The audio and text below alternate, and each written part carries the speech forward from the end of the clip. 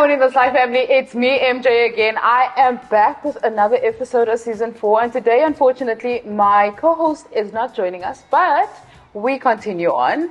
I am sitting with one of my good friends, someone that I've known for quite some time, that I met via social media, actually. And we hit it off, and the first meeting we had when I visited Cape Town before I moved here, we had the most amazing meeting, and she has the most amazing family. Her husband is just vibes. But I am so glad to be sitting here with Megan Edwards today. How are you, girl? I'm good. What a moment to be here. We've been speaking about this actually for quite some time. I know. And of course, I've always been a supporter of your work, but I had no idea I'll be seated in this seat today. Oh, no, when I met you, I remember we spoke on Instagram and you sent me a voice note, and my first reaction was like, oh my God. Your voice, just your presence, just the way that you come across in communication was something else. Oh. So I was like, no, I knew at some point we were going to have to sit down and do this. But how has your 2024 been so far? Well, 2024 has been off to a great start, I have to say. I think I came into 2024, people on social media were like, yay, it's 2024. And I was just like, I made it. Like, we literally made it. For some people, it was just thank God I made it. There was grief, there was death in the family last year, as you know. There was unemployment, there was joblessness, there was a lot of things that went down in our family as a whole. And so it was just great to get into this season. But then the minute it started, I hit the ground running, and I've just had amazing projects come my way, and it's been busy. Thank goodness. It's a blessing to be busy. So for our audience's sake, because I know Megan's history, she actually teaches people about voice training, voiceovers. You do radio. Yes. She's really a good radio DJ. I don't think I can do half of what it is you do. But you can hear just in the tone of your voice and the way that she talks, just the way that she poises herself. And I've seen you do, I went to an event in December where you were at. Oh. You were the MC, yes. right? She MCs really well. Guys, Megan does everything. And she happens to be a mother of 4 children, people. Yeah. Okay? You'll never say. Yeah, they need to be getting out of there. I want to talk a little bit about your transition into coming into what it is you're doing now, because I know we had the conversation around making the decision to finally do what you're doing full time. First, tell us a little bit about what you were doing before, and then everything you're doing now with radio, with MCing, all of that, and what the mindset was around the transition. Yeah, so I was a call center operator. I was a call center operator for many years. I worked for an amazing organization, one of the world's biggest cellular networks, and it was there that I discovered that I've got a voice, so to speak. When people call you, like, oh my gosh, your voice, or is this an answering machine, that sort of thing. That was where I really discovered what I can do with my voice, how I can create a new narrative with my voice, how I can change the energy in a room with my voice and persuade people, And so I understood it was a huge responsibility and it had so much power. But growing up, I was always very attracted to voices. I watched a lot of British TV, which we had to back in the day. It was the only thing playing on TV. And then my grandmother happened to marry into a British family, and so her family would come visit very often, and I just loved the way they speak. It was just so clear and pronounced and all of those things. So I've always had a love for it. Anyway, after I left this organization, I then decided, well, it was a customer really that discovered me there, and she said, you've got to do something with your voice. Come see me on Monday. And boom, that's where my voiceover career really started. The transition wasn't easy. It took me about 15 years to transition into where I am now. Even though I was getting voice work and so forth, I had to keep food on the table, I had to put food on the table, and I had a very good job, and I had a job that, my managers and leadership that I used to work with, they just trusted me so much. So I was in a very sweet spot. And I could probably have worked there like for the next 30 years or something and get this huge pension fund and all of that. But I knew that there was a bigger calling on my life, and I knew that that God had purpose with my voice. And so I was at a Gifts of the Spirit workshop on one Saturday morning or something, and someone came and gave me a word, a Bible scripture, and they also said to me that God has a big purpose with my voice. And yeah, from there, things just sort of happened. I then in 2017, officially for the final time, resigned from corporate. It was actually 2016. And I went to study speech and drama at the age of 40. And I was in class with kids my kids' age. Yeah. You know? And I was the mom in the class, and I studied speech and drama for 2 years. I also did a teaching qualification so I can teach voice and speech as well, because I knew that this was needed in our communities. And just generally people came up to me and said, how do I use my voice better? You know, I want to be a voice artist. I want to get into radio. How do I do it? And so that's what I went to do. I went to go learn how to teach someone how to do it, and also just become a better actor in a sense, because voice acting is such a big, it's a component of acting, of course. And so you have to be able to characterize and improv and all of those things. And you know what? Radio found me when I was at the Cape Academy of Dramatic Art, when somebody said, hey, this station's looking for radio presenters. And I got there and they heard me and they just like literally asked, when can you start, sort of thing. I had to come home and ask my kids, what am I going to do? And they said, well, just talk about the things you love to talk about, like your health and wellness stuff and what you can do with turmeric and things. And I started a Wednesday Wellness with Megan on that show. And from there, a commercial station headhunted me. They heard of me, went in, and the rest is history, as they say. You know, it's a very long story. There's so many movables and so many aspects of my story. But number one, it absolutely wasn't easy. I had a family. I had to put food on the table. I was gay. I could have lost a lot in the process. Number two, it really took faith, and it took courage and determination. And the crazy thing is that, you know, and I think for so many who started late in life with certain things, you get there and you peeped around the corner and you had no idea it was right there. Yeah. But it took you so long to just peep around that corner. So yeah. That's one thing I want to actually talk about is I think specifically colored people, we don't think that when we reach a particular age that those dreams are available to us anymore, especially when we have children, we have families. Yeah. We just kind of resign ourselves to the fact that this is what it's like going to be like until we die, right? Yeah. I want to know you knew how old you were going back to school. What was the conversation you were having with yourself? I mean, I can imagine the first day in class with these kids. Yeah. You know, how do you even connect with them? Yeah. You are completely different worlds, although you have reference at home with your kids. Yes. What was the mindset at the time when you went to the school? Well, the mindset for me was like, I was not expecting to fit in, because there's just no way I'd be able to fit in, right? I knew that people would call me mom's mama. Of course. You know, those sorts of things. I knew that after school, I'm not going to be the one chilling at the cafe with them, more than likely. But with that said, I don't ever think of myself as old.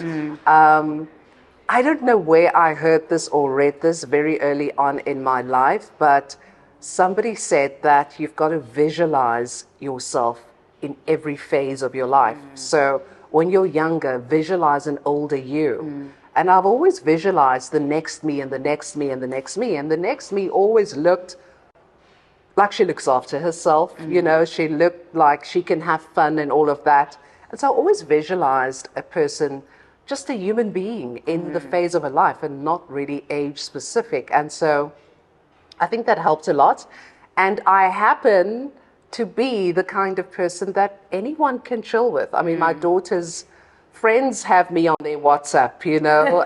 They would ask for advice. So, Auntie Megs, go with me to this event, or, know, that sort of thing. Yeah. And my son's friends were at home the other day. They came and picked him up, and we just chilled and spoke for like an hour, you know. So I think that helps a lot, but I definitely did not expect. It's best not to expect too much. I knew that I was different, and I was different. I was different in that space. Did I end up at the cafe on a Friday having drinks with them? Yes. because Well done. because they forced me to. They forced me to, and it was just so good for me to be able to speak into these people's lives, these young people's lives, you know. And so, yeah, I did become a bit of the mom, but the vibey, chilled mom that you can chill with, yeah. So, yeah, it was different, and I knew it was going to be. And I think that's the first thing you need to understand, is that you come into, even now in this industry, in the job, in my role, from training and development to voice work to acting to everything I do, I'm always competing with someone younger, someone prettier. But I know I bring something so different. Yes. I bring life experience and just the fullness. Yeah. I think that you find it's nothing age related, but it comes with living. Yeah, I think there's a resonance that comes also with the level of resonance. experience that Absolutely. you have. Because I think someone who's younger who goes into this industry can really be pulled apart really easily because there's so much going on here. Absolutely. So I think doing it at an older age, and for someone myself who's also restarting at that around that age, it just makes a lot more sense because you have a lot more grounding. Yeah. I want to understand. So you had your kids, and then you changed careers and all of that. What was it? Did you feel like it was a privilege necessarily to raise your kids with that stability and then make the changes for yourself later? Because I find like most people, they raise their kids and then they don't know what to do with themselves and they can start leaving the house. And I mean, you are old enough now to be in university and be leaving one at a time. Yeah. Do you think that it was, what did it do for you? Having the ability to do that and then changing into doing what you want for you. Yes. I mean, firstly, there is no such thing as stability. Really, there isn't. A permanent job with a pension fund and awesome trips for team buildings, and I had all of that, but there's still no stability. The economy is only getting worse, unfortunately.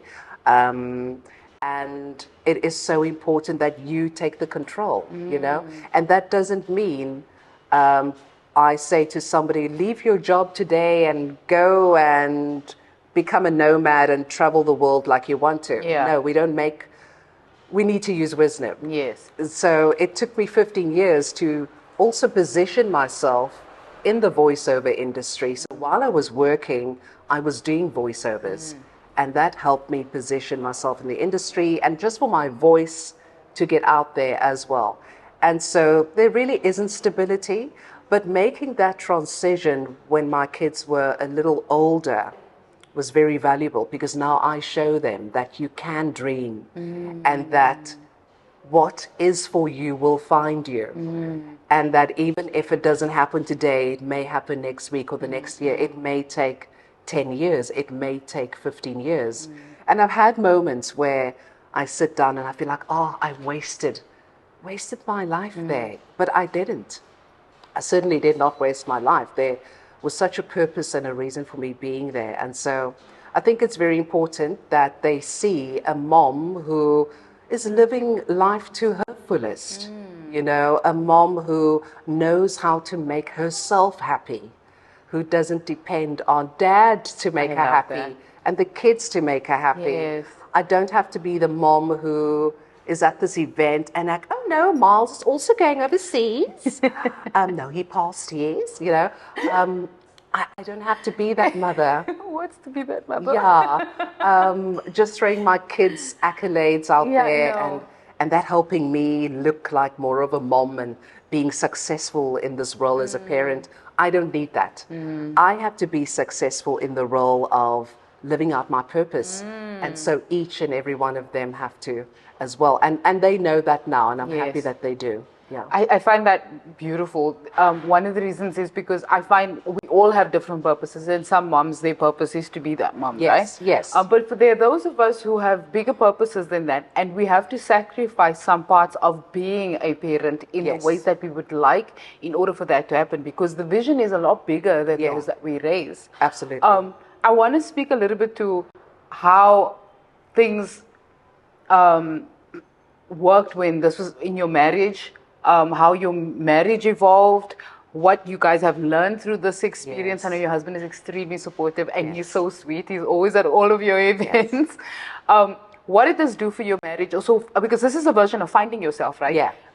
Finding your purpose is finding who you truly are originally. So how did that change you in your marriage? Yeah.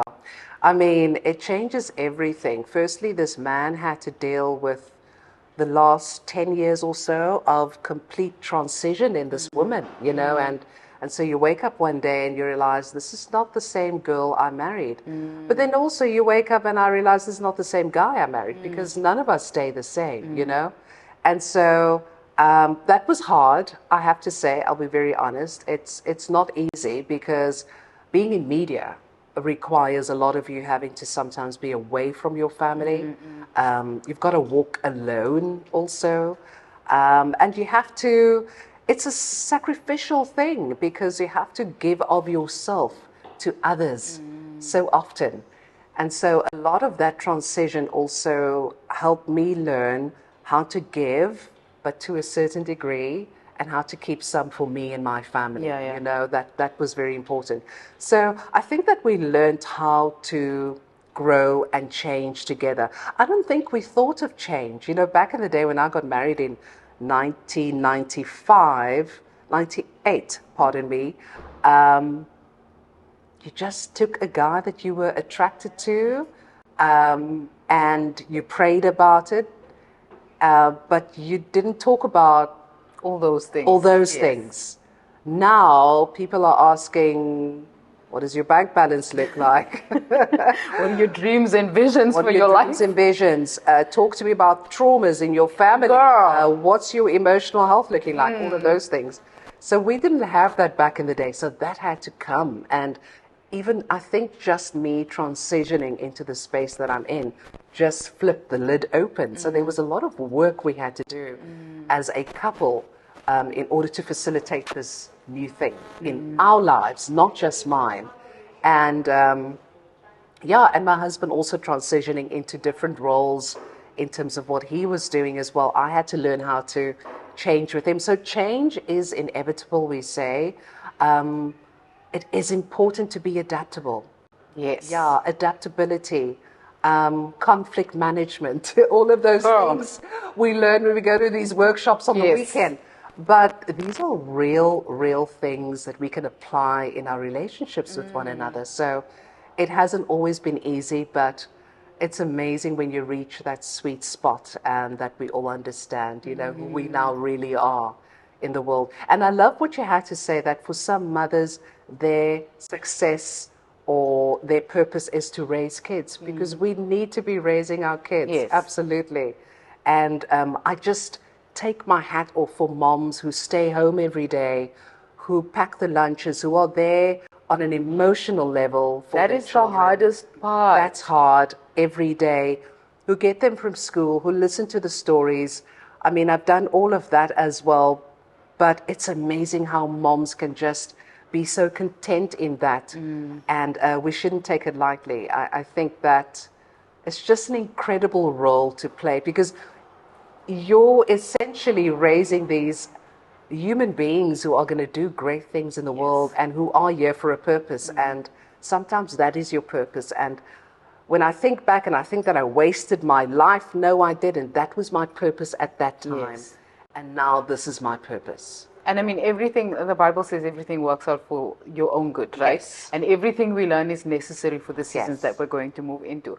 I've met your kids, awesome human beings. I'm just like, I can't wait for Very my kids to different. get here, because I'm just like, y'all need to understand that you are you, Yes. and not like anybody else. And I love that about your daughter especially.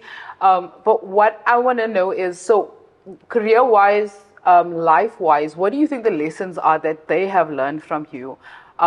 you being able to be there a little bit more when they were younger, now that they're older, seeing you transition into this wonderful, amazing woman who does such big things right now. What do you think they think about when they talk about you? Yeah.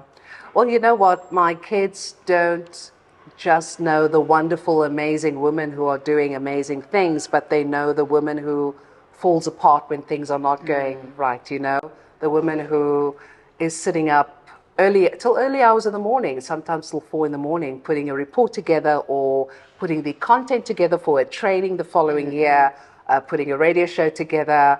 They are the ones having to make me tea and just calm me down. It's going to be okay. Just, did you eat? Have you eaten?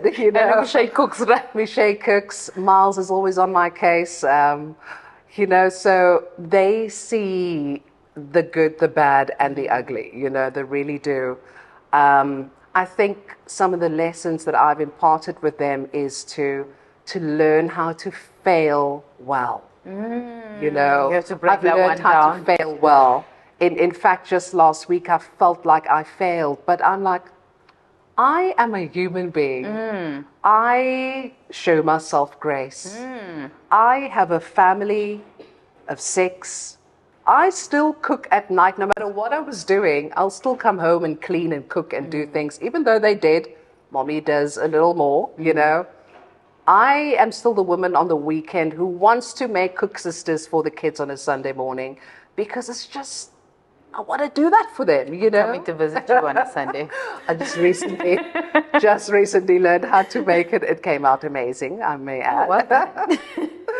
And so they see all those sides of me. And so when I fail, I cut myself some slack now. I've really... It's such an awesome space to be in, but I really do show myself grace.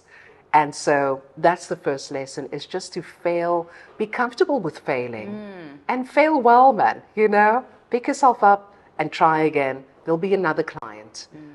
You can put your proposals through and everything's going amazing and Megs, we want you, yay. And then, there's no budget. We've gone with someone else, And so I go through that journey as I go to castings and I do TV commercials and all of that, and everything looks amazing until the very end. You've gone for your 3rd callback, and then somebody else gets it. Yeah. And I come home. How was the casting, Mom? It was great. Let's move on, And that's the life. And I love that they see that, literally see that. It's not something I have to tell them. I think that they've also learned that it's important that you have a good support structure because they see how I need them for support. I mean, they are the guys who said to me, do X, Y, Z for your first radio show, and it was quite a success. And so I need them. I need my husband. I need my children. And a support structure is vitally important. You can't do everything alone. Yes. So a sense of community is the second thing I think that I've taught them. And then I think just reaching for your goals at any age, at any stage of your life, and really being able to listen to God's voice in terms of the purpose for your life. Because once it's purpose, there's nothing that will stop it from happening. Absolutely nothing. And I just hope that, that they run with that. I love how you said that, because what I'm thinking about is we're in Cape Town, where I've battled to become a part of the community here, because Cape Town is a very close community, and I understand why that is. But what makes my heart really heavy about it is that the access, people don't want, how can I say, outsiders to get access within, which is preventing them from learning anything about what it is they can become. Yes. And then you stand out of the crowd of people who've decided to make decisions that no one else would do. Because, our moms are going to ask us, when are you going to get a real job, right? Not understanding that this purpose work is actually the job that we were meant for. Yeah. But I find that, especially the colored community in Cape Town, the women don't necessarily make those kind of transitions and understand that there's a fear attached. What I want you to speak to is the tools, I think, that helped you through working through those fears. Because, imposter syndrome is a real thing. Yeah. I literally nearly had a panic attack this morning before this, because we were taught as children, especially young girls, your responsibilities are A, B, and C. Yeah. So standing out and trying to be different Yeah. should not be part of the things that you do in your life. So when you tell people this is my purpose work, they're just like, no, go get a real job, go to the office every day. Yeah. So I wanted to speak to how do we work through those fears? Because I feel like people need to see it from an experiential point of view. If they don't, they're not going to have the reference point and they just never get up and do the thing. Yes. You know, and I think most people have this misconception that you have to leave your job to do the thing when you can actually do the thing while you're On the working, side, yes. so that you build up the confidence Yes. during, Love you that. know, that time. Absolutely. Yeah, so tell me a little bit about how you went through, like what you were talking yourself through with the fears that came up, because I'm sure there were fears that came up. Yeah. A very good point you made is, you know, I don't always remember names of books and programs. My memory is so bad, but I read somewhere where they said that every day ensure that you work on your personal goals, your goals. Every day. So that could look like I've read something today, or I spoke to someone today, or I picked up the phone and I made contact today. It could be I've gone to a workshop. It could be I thought about it today. You know, I didn't lose sight of my goals. And I started implementing that and making sure that every day I go and visit this goal I have for myself. And that was to be in media and to use my voice. I didn't know what that was going to look like, but I never lose sight of it. And I just kept on visiting this goal every day. And I started going to workshops and just connecting myself with people in the industry. So that's the first thing I did, because that does build your confidence. And so while I was employed for so many years, I was doing even voice work for the company I worked for. I did their IVR system. You are number one in the queue, those things. Wow. I did all of that. Okay, so I know if I call, I'm going to recognize your voice, because I recognize your voice there on the radio now. And so I did that at both organizations I worked for. And so I would involve myself in projects like that. And that was a lot of fear, because now our head of department is entrusting me with this. She's trusting that I have the right engineers and contacts to make this happen. Huge fear. You know, if anything goes wrong, I still have to come to work the following day. And so that does build your confidence. Actually starting builds confidence as well. The other thing is that dealing with fear is, I think, mentorship. Well, I know being a mentor and working for a mentoring and coaching company also alongside other things. For the last 7 years, I've been involved in mentoring and coaching. Mentorship is vitally important. Finding someone who is where you want to be. Finding somebody who's even pursuing what you're pursuing is important. They've been there. They've been through the journey. They can share those moments, those ups and downs, those failures, those successes with you, and how they handled this. A large part of what I do is business, actually. I had to be mentored how to do invoices and quotes and ensure that money is coming in and follow up properly, and T's and C's and all of those things. When I quote accordingly, I had to learn how to have that business acumen, if you call it that. So mentoring helped me there. And I had no one coming to me and saying, hey, I want to mentor you. Yeah, no, it doesn't work like that. No, it doesn't always work like that. I went out and looked for mentors. You know, I said, hey, can you show me this? Can we meet on Saturday? Would love to meet up with you. Even now, I'm still meeting up with people, you know, that I aspire to. And so mentorship is vitally important to really flip the lid open and show you what could go wrong, but what could go so right at the end of the day. It's vitally important. And also just dealing with the fears for me was just staying at the feet of God, you know, and just taking all my cares and my burdens to that one place. And just really being in prayer all the time and trusting that God, you put this in my heart. you put this desire here. There is no way that you don't have me. Yeah. That you're not carrying, space for me. Yeah. That you're not holding my hands up. And so that helps me a lot every single day. I want to mention something about the mentoring, because when we tell people that all the time, they assume that the mentor is going to kind of make room for them all of the time. Yes. And one of the mistakes I see people do is they don't believe the mentor is doing what they should be doing, so they drop the whole thing altogether. When actually it's the mentee's responsibility to make sure that they are making these appointments, following up on these appointments, and actually gathering some insight that they implement into their lives, because implementation is the most important part. What are the most important key things you think you learned from your mentors that you've been able to implement in your life in general? Oh, well, the key things I've learned from my mentors that I implement in life is just to sometimes take a moment and step out of my current situation and find that there is so much power and just so much value in focusing on someone else. You know what? People say this all the time. You know what? If you do God's work, then God will take care of you. And that is true. Yeah.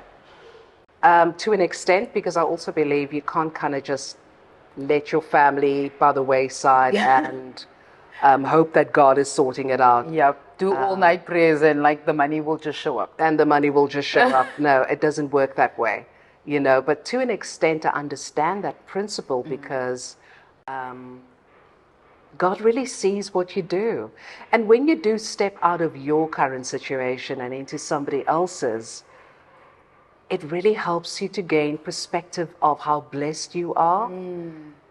It helps, and also, especially with a mentor relationship, it really is a beneficial relationship on both sides. It is beneficial to both parties because you teach each other things. And you never know everything as a mentor, So I think, firstly, mentors have taught me that there is time to focus on somebody else and that it is important to continue to give back. It is important also to honor, our CEO or our founder of the mentoring organization. She literally has honoring events every couple of years, where she's just honoring all the teachers in her life. And she spends a lot of money on it and everything, not that is why she does it. But honoring is a powerful, powerful value and tool that we can use in our lives. And so that's the first thing they've taught me. They've also taught me that, I think also within me mentoring so many, I've learned how to mentor at whatever stage of my career I am at. Okay. Because sometimes we think we're not the Carl Wasties and, I hear you. We're not the Tracy Langs. And they are amazing and we all aspire, when it comes to radio in Cape Town. Those are the names coming up. But you don't have to be there as yet. In fact, you are already successful in the role that you are playing. If you're getting up every morning, you're able to motivate yourself and deliver each and every day and help someone else see someone that looks like them, that is from their community, and just represent in that fashion, you are successful. So I think it's very important that when we find ourselves, especially in areas that are less accessible to people like us, it's very important that we mentor in whichever phase of our careers we are at. Doesn't matter who says what, start mentoring because there is so much that you're sitting with that the next person really, really needs, and sometimes just to kickstart their career. So those are the things I've learned in mentoring. Yeah, I've also learned that mentoring is a way of life. It's a way of being. It really is a way of being. I wake up in the morning, and I meet people on the bus. I meet people, Uber drivers, I meet people in various locations when I'm shooting. and I recognize these great mentors, and I see how they move, and mentoring is a state of being. I'm also just always asking people, hey, do you think I could link you up with that person? Because that person needs a mentor, Yeah. And I'm just always recruiting possible mentors. So it really does become a way of life. It becomes a way of how you move. You're just always wanting to give back because someone did that for you someday. Yes. And so now it becomes who you are. And that's amazing. That's another thing that they've taught me.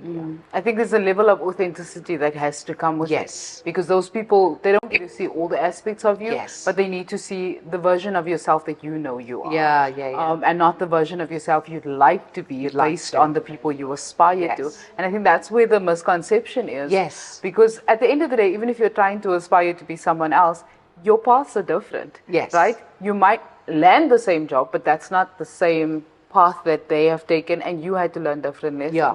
And that is what I feel like people who want to go into mentorship really need to consider, that's preventing them. Because I know people who have wisdom from here to Timbuktu, but never actually step themselves into that role because they don't feel like they are good enough. Absolutely. And my question always is, what is the benchmark? And who is doing the measuring? Yeah. You know what I'm saying? Who is them? Because we always say they are the ones. We don't know who them are. Every time I think of them, I think of McDonald's for some reason. It's McDonald's making decisions for us. No, but I love that because I feel like also in the media industry, people don't feel like they need to be under that level of submission. Yeah. Right? Because now I've made it, I'm and some level of fame or whatever the case is, that submission doesn't apply to them.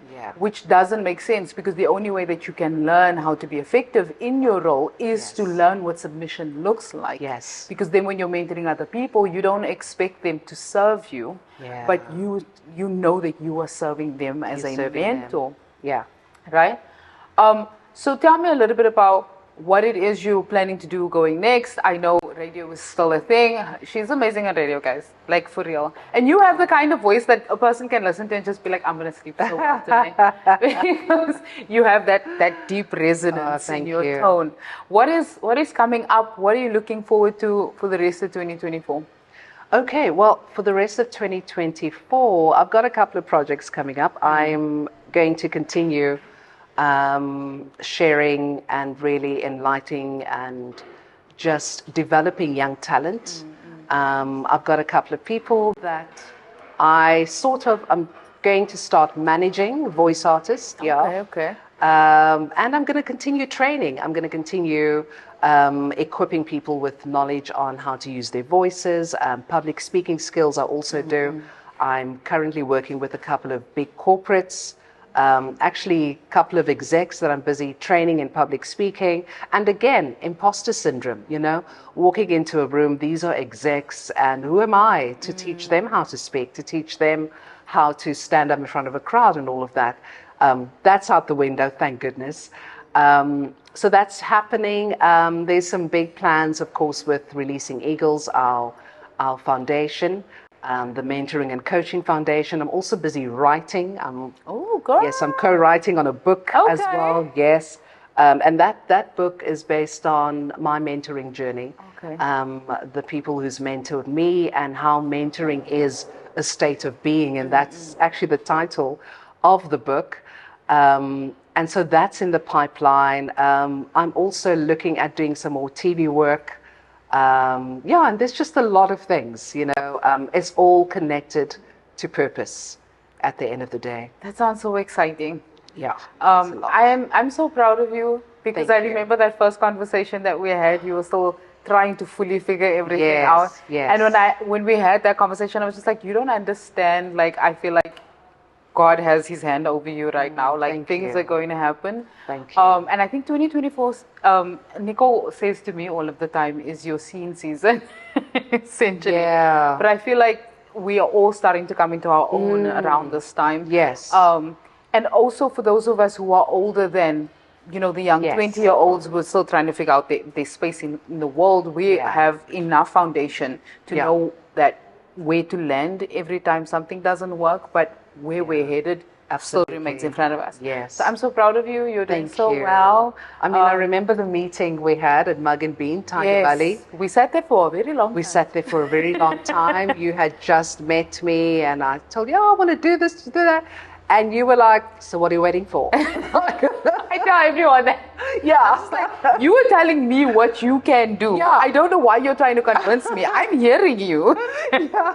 You were like, okay, so what are you waiting for? I would never forget those words. And you were just like so blunt and honest and authentic. And yeah, look at you now. Look at us now. Oh, we're trying. I think the thing with that is we tend to get in our own way. Yes, we do. Because we overthink everything Yes. that's happening when what we're currently doing is actually the direction we're supposed to be taking. Yes, and what we're currently doing sometimes is success in itself. Because the problem is we need to erase this version of success that Yes. we've been taught, because that's not actually what it is. If you're moving forward and you're actually doing the work that you've been intended to do Yes. for the reason you're here in the first place. Exactly. We should just continue to do that. Tracy Ellis Ross was saying that I think she hasn't won an Emmy or something. Is that true? No, she hasn't yet. I She think. hasn't, yeah, and yet, absolutely.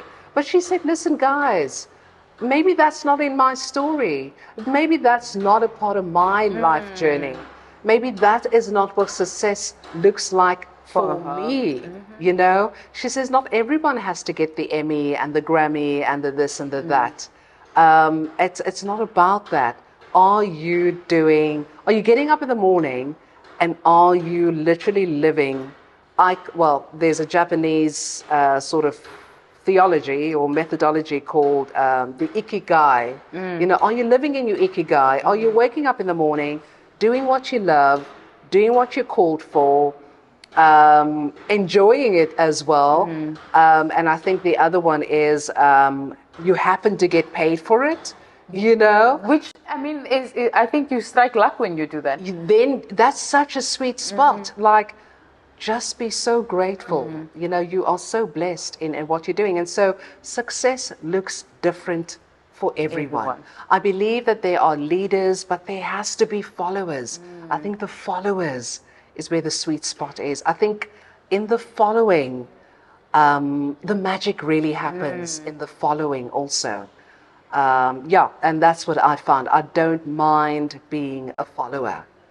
Yeah. I think the thing we need to also relook at is the fact that being a leader is not necessarily always the goal. Yeah. Because most people don't recognize what has to happen to even get to that there. stage. Yes. And by the time you're a leader, you've gone through so much that clout doesn't give you a big head. It Yes. can't, because the struggle, Yeah.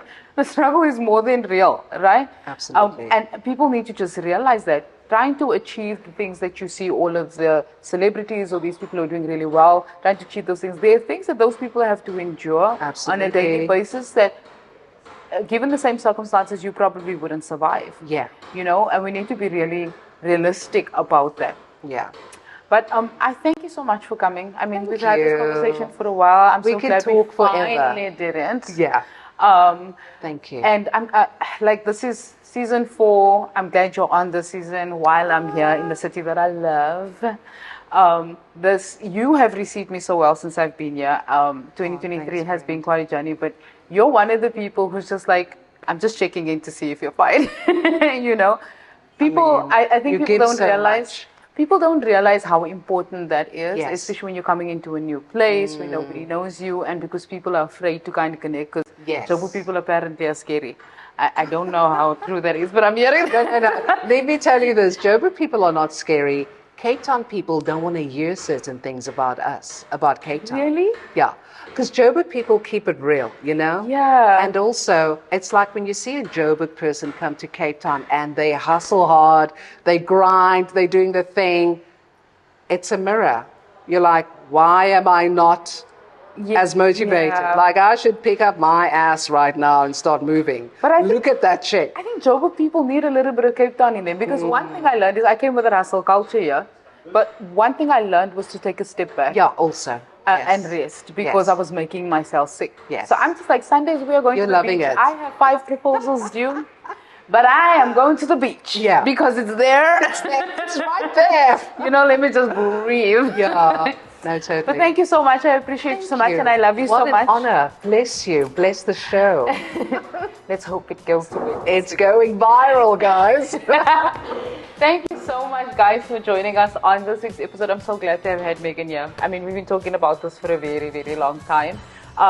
I won't go into the details of what we talk about in our coffee dates because we actually have good coffee dates that we'll keep there. Yeah. Stays in Vegas. What happens in Vegas stays in Vegas. Please. But thank you guys for joining. I want to say thank you to the venue that is sponsoring us today. It is called Cacti Corner Cafe in Salt River in Cape Town. It is such an amazing spot, guys. I'm not even kidding. I'm a coffee addict.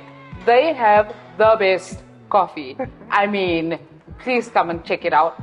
I love you guys so much. Check in next week when Finis is going to be with me. Please like, share, and subscribe on the YouTube channel because these videos are now only going to go up on YouTube going forward. And you can listen to us from every audio platform. I love you guys so much. Bye. Bye.